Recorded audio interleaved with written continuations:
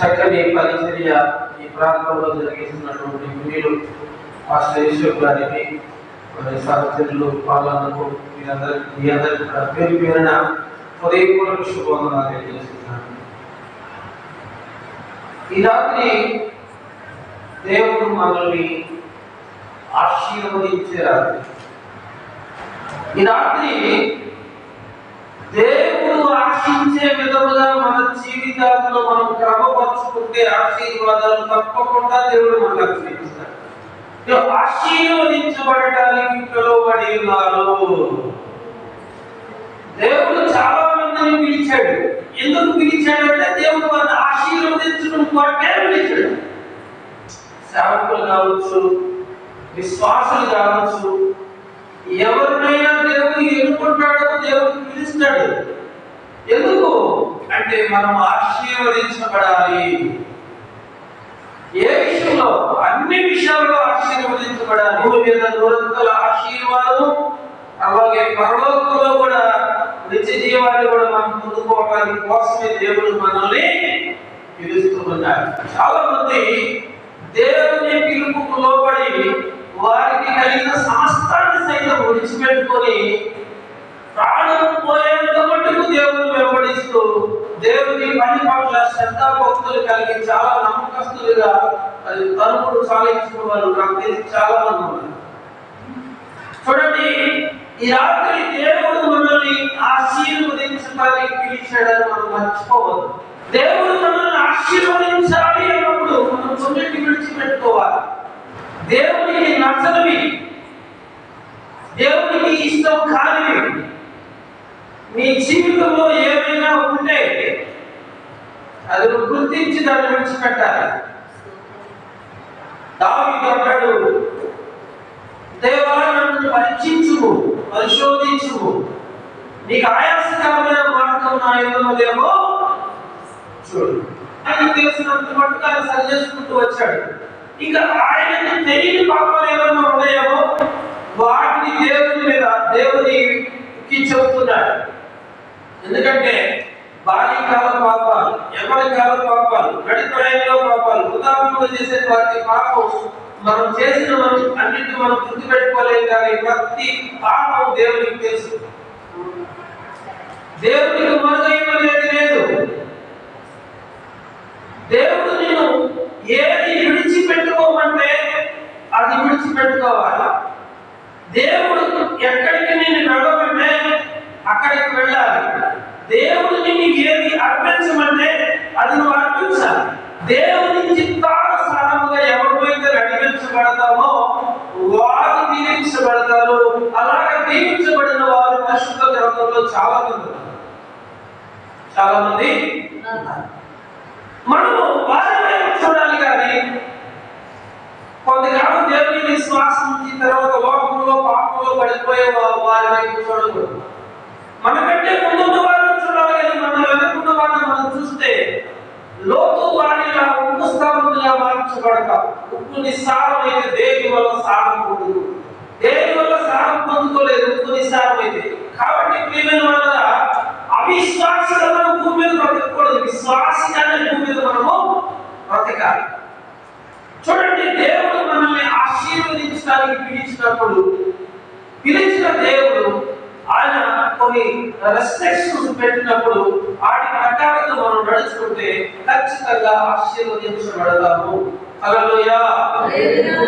దేవుడు మిమ్మల్ని ఆశీర్వదించడానికి పిలిచాడు కనుక మీరు కీడుకు ప్రతి కీడైనను దోషణకు ప్రతి దోషణను చేయక ప్రతి ఒక్కరిని దీవించండి అన్నాడు. కీడు ప్రతి కీడు చేయొద్దు, దోషణకు ప్రతి దోషణ చేయొద్దు. నువ్వు దేవుని యొక్క భయభక్తులు కలిగి ఆయన త్రోవలను నడుచుకుంటూ దేవుని వాక్యం తెలుసుకొని వాక్యానుసారంగా నడుచుకుంటున్నటువంటి నీవు లోకంలో ఉన్న వారితో ఏకీభవించి వారిలాగానే నువ్వు మాట్లాడితే, వారిలాగానే నువ్వు ప్రవర్తిస్తే నీకు ఆశీర్వాదం ఎలా వస్తుంది? దేవుడు నిన్ను లోకంలో ప్రత్యేకించాడు, లోకంలో నిన్ను ఎన్నుకున్నాడు.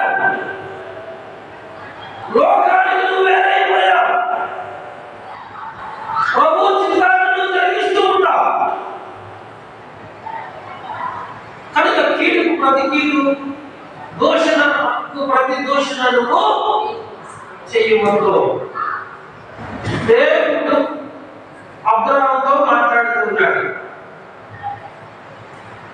ఏమని అంటే, నిన్ను గొప్ప జనముగా చేసి నిన్ను ఆశీర్వదించి నీ నామమును గొప్ప చేయుదును, నువ్వు ఆశీర్వాదకరంగా ఉందువు.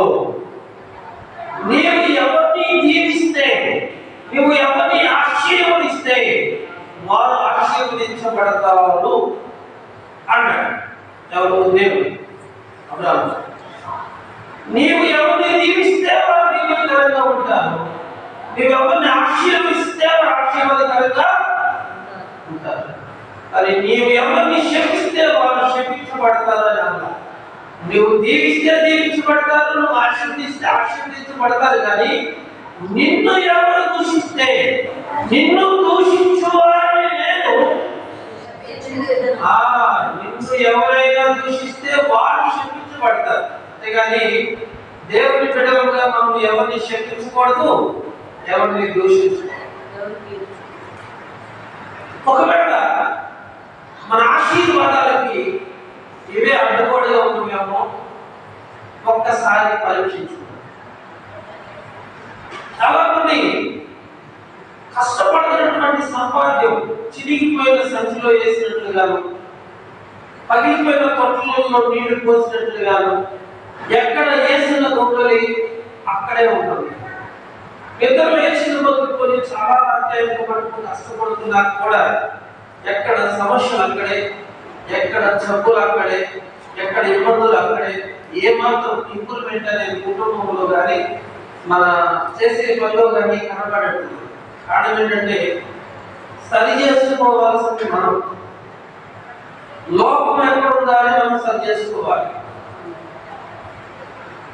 లోపాన్ని సమర్థించుకుంటే నిన్ను దేవుడు కూడా ఆశీర్వదించడు. లోపాన్ని సమర్థించుకోవద్దు, సరి చేసుకోండి.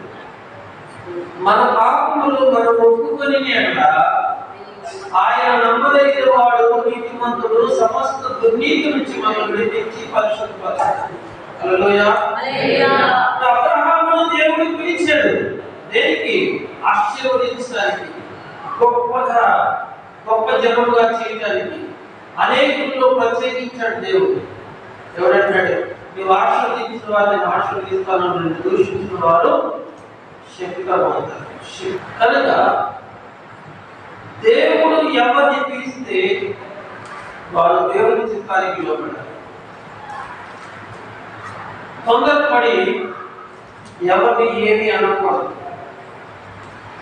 మనుషుని వ్యర్థముగా మాట్లాడే ప్రతి మాటకు ఒక రోజున విమర్శ దినంలో దేవునికి లేఖ చెప్పాలి. వ్యర్థమైన ప్రతి మాట. కానీ దేవుడు నీకు ఏది చెప్పాడో అది చేయాలి. సమయాలు సముద్రం అంటాడు, వరుగాలు పెంచడం కంటే మాట్లాడటం శ్రేష్టం, పొట్టేళ్ళు అనిపించడం కంటే ఆటలు కైకొట్టడం శ్రేష్టం. బలు కానుకలు అర్పణలు ఎవరైనా ఇస్తారు, దేవునికి మాట వినేవారు కావాలి, దేవునికి లోబడేవారు కావాలి, దేవుని చిత్తాన్ని జరిగించేవారు భూమి మీద. ఎలాంటి వారు కోరుకున్నాడు తెలుసా? నా ఎదుట నివసించినట్లుగా దేశంలో నమ్మకమైన వారిని చూస్తున్నాడట, నిర్దోష మార్గంలో నడుచుకున్నారని దేవుడు చూస్తున్నాడట. నీ వలన ఎటువంటి తప్పిదములు జరగకోకుండా నిన్ను కాపాడుకుంటున్నా దేవుడిని ఆశీర్వదిస్తాడు.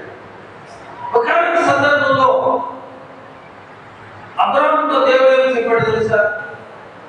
అప్పుడు అబ్రహాము 99 సంవత్సరాలు. అబ్రహామా, నీవు నా సన్నిధిలో నిందారహితుడు అయ్యుడు అన్నాడు. నిందారహితుడు అయ్యుడు అంటే దాని అర్థం ఏంటో తెలుసా? ఎదుటి వ్యక్తికి నీ ప్రవర్తన అనుమానం తెప్పించే విధంగా కూడా ఉండకూడదు. ఫర్ ఎగ్జాంపుల్, నాకు 500 చేంజ్ కావాలి, నాకు ఎవరు చేంజ్ ఇవ్వట్లేదు, నేను వైట్ షాప్లో వెళ్ళి చేంజ్ మాత్రం వచ్చాను. అప్పుడు చాలా మంది నన్ను చూశారు. ఏమనుకుంటారండి? ఏమనుకుంటారు? పాస్టర్ గారు ఇంకో వైద్యశాఖలో నుంచి వస్తున్నారు. ఆయన ఎందుకు వెళ్ళాడు అనేది అవసరం లేదు, ఆయన ఎక్కడ నుండి వస్తున్నాడు అనేది అవసరం. సో మనం ఏ తప్పు చేయకపోయినా మాట్లాడటానికి అవకాశం మనకు ఇవ్వకూడదు అంటాడు.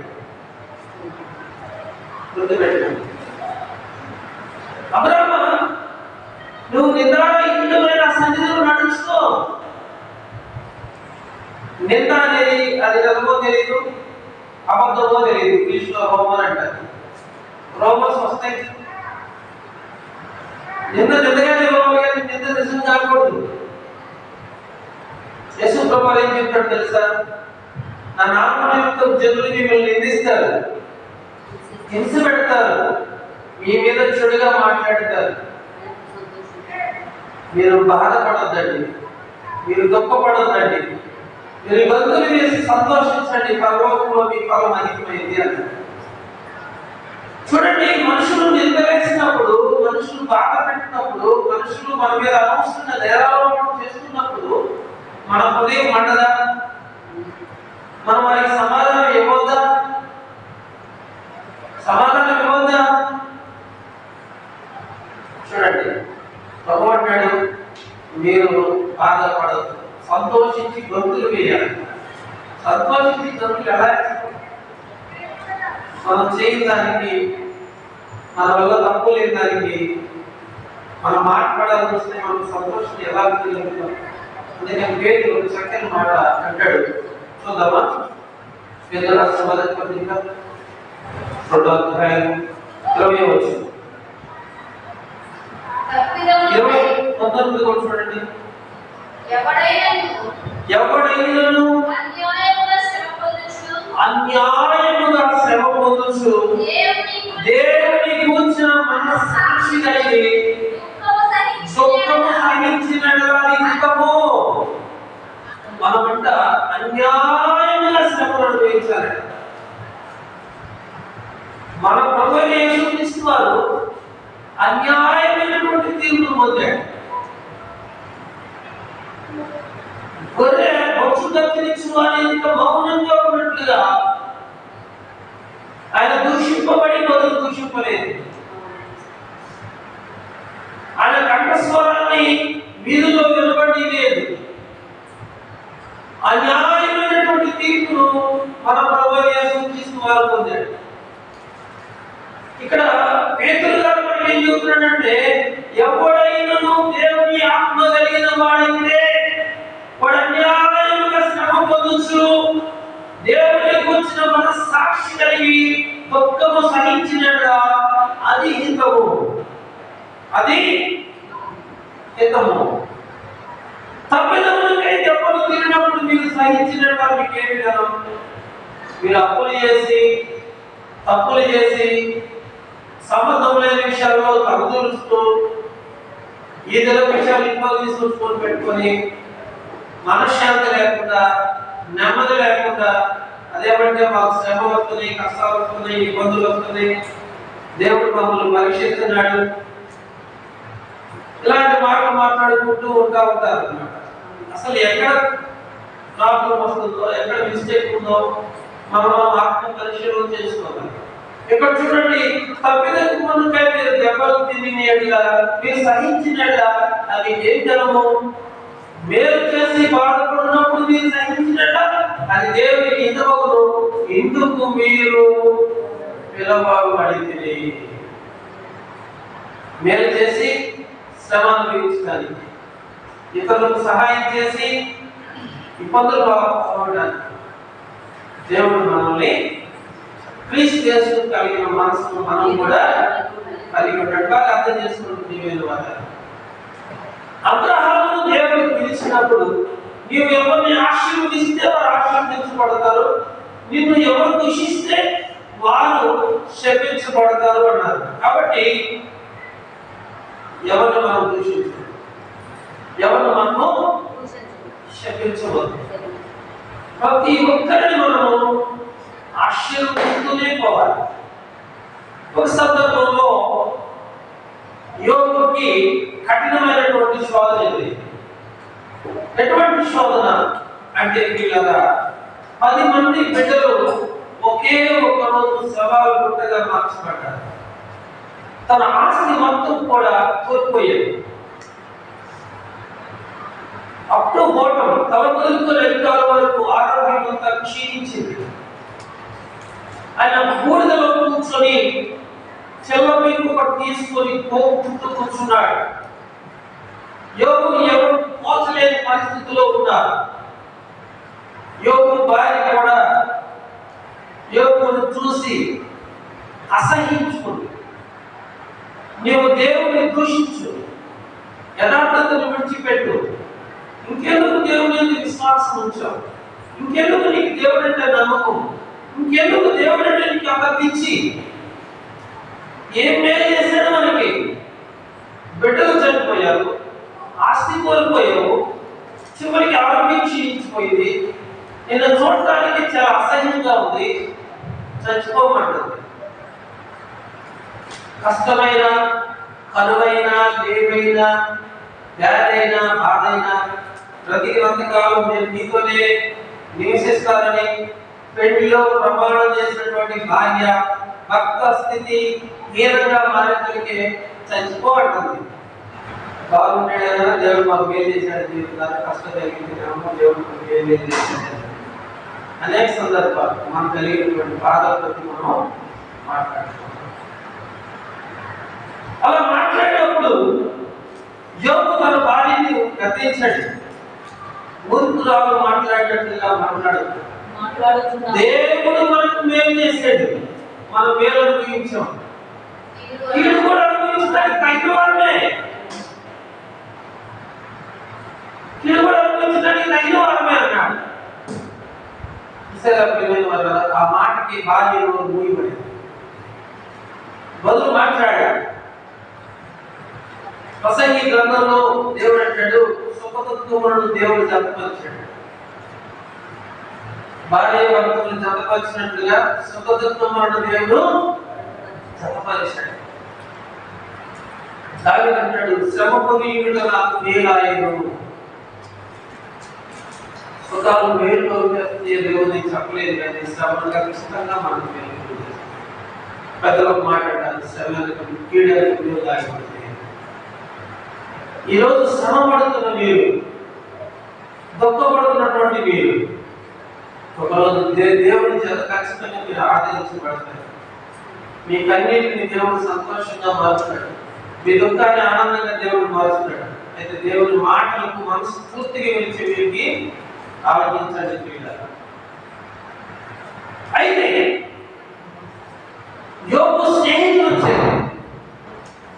ఎందుకు యోగు స్నేహితులు ఎందుకు వచ్చారు అంటే, యోగుని ఆదరిద్దామని వారికి ఉన్నటువంటి పనులు కూడా పక్కన పెట్టుకొని 3 ప్రాణ స్నేహితులు యోగు దగ్గరకు వచ్చారు. యోగును చూసి 3 రోజులు మాట్లాడేదాన్ని. యోగు ఎదురు కూర్చొని 3 రోజులు అలాగే ఉండిపోయారట. యుద్ధాల్లో పోయారు, ఏంటి ఇలా అయిపోయారు. అసలు ఈయన ఎలా మాట్లాడాలి, మనం ఎలా మాట్లాడితే ఇతరులో మార్పు వచ్చింది, ఏం మాట్లాడాలని ఏం మాట్లాడాలో అర్థం కాక 3 రోజులు స్నేహితుడని యోగు ముందు కూర్చొని అలాగే ఉండిపోయారట. 3 రోజుల తర్వాత మాట్లాడడం మొదలు పెట్టారు. ఏమని? ఒకవేళ నీ కుమారుడు దేవుడు దూషించేరేమో, అందుకే వారు చనిపోయారేమో, నీళ్లు లేకుండా వెలుగుతున్నా, బొగ లేకుండా జమ్ము పెరిగినా, నొప్పు లేకుండా పొగొచ్చిందా, ఏదో జరిగి ఉండింది. దేవుడు యథార్థవంతులను విడిచిపెడతాడా? ఆయన దగ్గర అన్యాయానికి స్థానం ఉందా? నువ్వేదో తప్పు చేసేవేమో, నువ్వు సరి చేసుకోమని 3 స్నేహితులు చాలా సమయం యోగుతో మాట్లాడుతుంటే యోగు అంటాడు, నా స్నేహితులు అలా నా మీద జాగ్రత్త. ఆయన బాధలో ఉన్నాడు, బాధలో ఉన్నవాడు ఆదరించాలి. ఆయన బాధలో ఉన్నటువంటి ఆదరించడానికి వచ్చినటువంటి మనుషులు ఆదరించకపోగా ఆయనలో ఉన్నటువంటి ప్రతి విషయాన్ని చూచి వారి మాటలు ఆదరణకరంగా లేకపోగా ఆ మాటలు చాలా బాధకరంగా ఉన్నప్పుడు అంటాడు, నేను మీ స్నేహితుడిని. ఒకవేళ నేను దేవుని ఎందుకు భయభక్తులు కలిగిన వాడిని కాకపోయినా కానీ నాకున్న పరిస్థితిని బట్టి మీరు నన్ను చూసి జారిపడాలి. నా స్నేహితులారా, పోనీ మీ మాటలు నాకు ఎటువంటి ఆదరణ ఉండలేదు, నేను మిమ్మల్ని ఆదరిస్తాను. నేను ఈ పరిస్థితిలో ఉండి కూడా నేను మిమ్మల్ని ఆదరిస్తానని చెప్పాడు. చూడండి, భార్య ద్వారా ఆదరణ లేదు, స్నేహితుల ద్వారా ఆదరణ లేదు, ఎవరి ద్వారా కూడా ఆదరణ లేదు. చివరికి దేవుడు ఆయన పక్షంగా మాట్లాడుతూ వచ్చాడు. ఆయన పక్షంగా ఎప్పుడైతే దేవుడు మాట్లాడాడో స్నేహితులు మూయబడి